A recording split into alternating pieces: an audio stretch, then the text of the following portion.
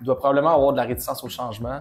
Combien de temps d'adopter des nouvelles technologies, c'est sûr que ça vient affecter les méthodes de travail. Donc, c'est certain qu'il y a une certaine préparation à faire, non seulement au niveau de la préparation de l'application, mais aussi dans le but d'intégrer l'application, dans le but que les ressources dans le fond puissent utiliser l'application.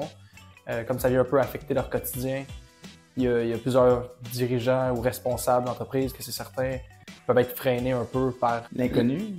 Par l'inconnu. C'est un peu l'inconnu. Ils ne savent pas trop ce qu'ils s'en vont, ils ne savent pas trop ce qui existe, ils ne savent pas trop comment mettre ça en place. Puis bien souvent, ils ne savent même pas combien ça leur coûte par mois telle chose. Fait qu'ils ne savent pas comment ils pourraient sauver. Dans un processus, mettons, là, j'ai 8 employés ou 40 employés. Tu ne te poses pas la question sur quelles sont les tâches qu'ils font qui sont redondantes et qui ne sont pas à valeur ajoutée. Ben, tu ne peux pas savoir combien tu peux sauver à la fin du mois avec un logiciel. Je pense qu'il y a beaucoup d'inconnus, mettons, qui fait en sorte que les gens ne sont pas nécessairement au fait de ce qui existe, mais ils n'ont pas le temps prendre le temps d'analyser ce qui existe pour être meilleur. Comme je dis tout le temps, la pire affaire, c'est un logiciel que tu n'utilises pas. Tu payes pour quelque chose que tu n'utilises pas, ça vaut rien.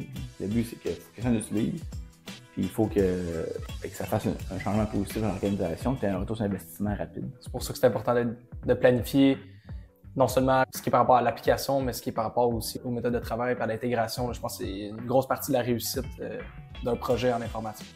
Ouais, puis d'avoir une firme qui t'accompagne, tu es épaulé par quelqu'un qui en a fait plusieurs. C'est bon d'avoir des compétences autour de la table pour t'aider à faire une transition avec du succès, parce qu'on en a vu des transitions qui se font avec pas de succès, là, des compagnies dans le temps là, qui disaient « Ah, moi j'ai changé mon ERP, c'était un flop total. » Heureusement, c'était pas nous autres, mais ça arrive, des histoires d'horreur. D'être accompagné par du monde de confiance, ça fait toute une différence.